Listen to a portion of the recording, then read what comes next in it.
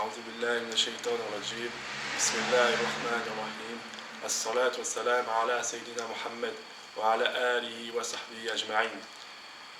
Je vais brièvement faire la biographie de Sayyidina Cheikh Ahmed Al-Alawi, qu'Allah lui fasse miséricorde, le grand cheikh de son temps, celui qui a marqué toute son époque et dont on entend parler jusqu'à aujourd'hui. Dans cette biographie, il sera surtout question de toute la période qui a été son cheminement spirituel, toute la période qui a été son accompagnement avec son cheikh, plus que la période que lui-même, dans laquelle lui-même il sera cheikh. Pour commencer, sa naissance avait été annoncée à sa mère par un rêve pieux, un rêve dans lequel sa mère avait vu le prophète, alayhi salatu wassalam, qui tenait une rose dans sa main bénie. Quand il tenait cette rose, le prophète sallallahu alayhi wa sallam, il a regardé la mère de Sayyidina Ahmed Al-Alawi et il lui a donné. L'explication de ce rêve a été qu'elle aurait un enfant pieux et quelques semaines après, elle a appris qu'elle était enceinte. Donc Sidi Cheikh Ahmed Al-Alawi, il est né en 1286 de l'Hégire, ce qui correspond en 1869 de l'ère chrétienne, et il a grandi dans une famille pieuse et il a reçu une éducation religieuse. En grandissant, il a commencé à fréquenter une personne ascète et pieuse, et cette personne faisait partie de la tariqa Aïsaouia. Et c'est comme ça qu'il est rentré en contact avec eux et qu'il a commencé à les suivre, jusqu'à ce qu'il devienne Aïsaoui à part entière. Sidi Cheikh Ahmed Al-Alawi, par rapport à cette période-là, il dit qu'il a excellé dans les pratiques Aïsaoui, il était considéré comme quelqu'un de très bon parmi eux. Les pratiques Aïsaoui, c'est des choses assez extraordinaires, comme le fait de jouer avec des serpents, des choses un peu, la recherche des kalamates, des choses, on va dire, extraordinaires par rapport à la norme des choses. Et Sidi Ahmed Al-Alawi, il a fait ça un certain temps jusqu'à ce qu'il se rende compte que ce qu'il faisait n'était pas ce qu'il recherchait et que finalement il était bien loin de son but en faisant ça. Et après une certaine illumination qui lui a fait comprendre cela, il a arrêté, il a coupé court avec eux, il a essayé de les prêcher pour qu'ils sortent aussi de la voie, mais ils ont continué et il est parti. Il a arrêté toutes les pratiques de la tariqa Aïsaouia, sauf la pratique qui consiste à jouer avec les serpents. Et concernant cela, il est rapporté que c'est son cheikh, plus tard, Sidi Cheikh Al-Bouzidi, qui lui a fait arrêter cette pratique. Donc l'histoire raconte que Sidi Ahmed Al-Alawi, il était dans son commerce, et que Sidi Al-Bouzidi, il venait le visiter.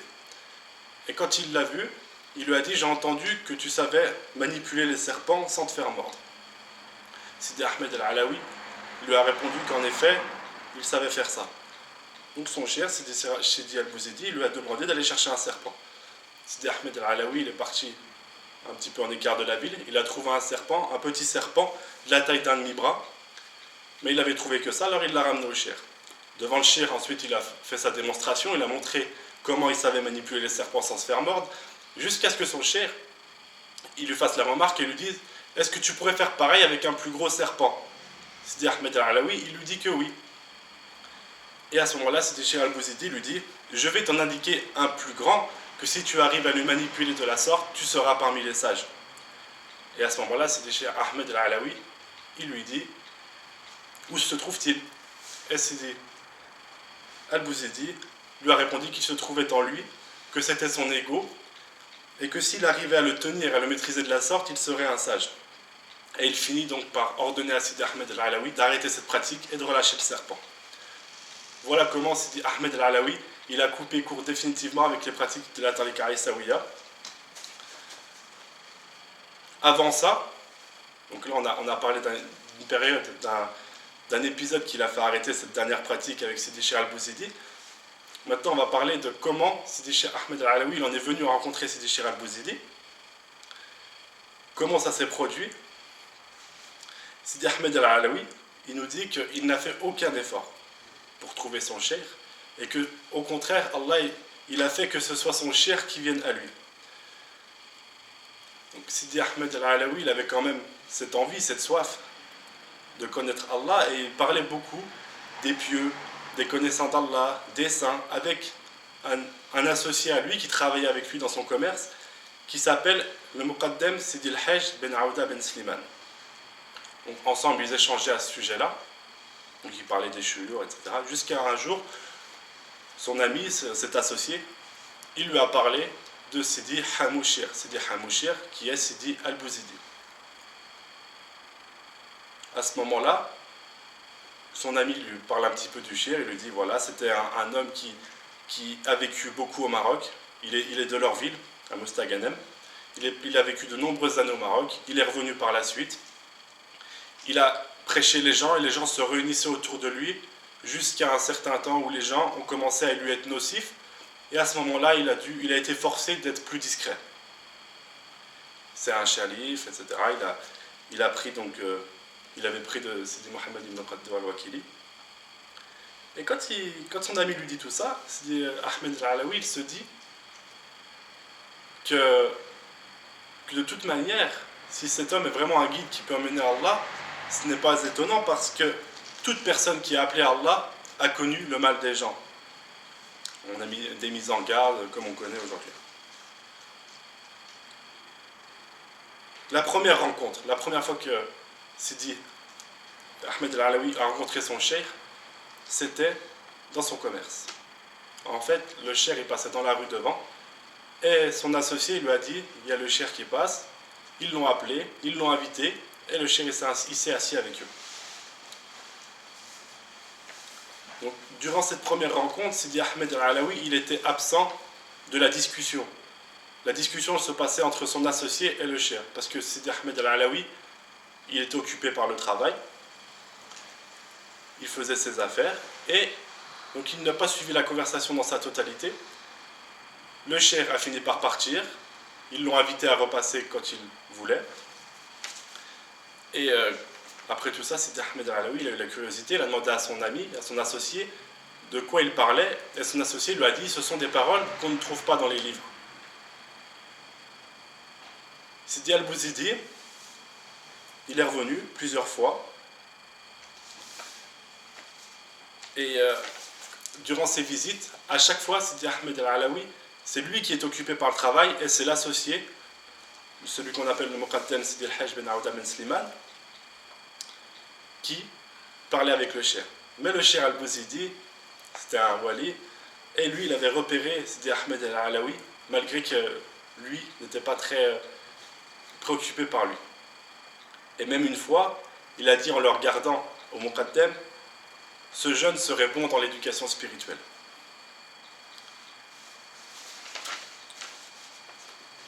Un jour, durant une autre visite, Sidi al-Bouzidi est revenu les voir, et toujours Sidi Ahmed al-Alawi était occupé, mais il tenait une qasida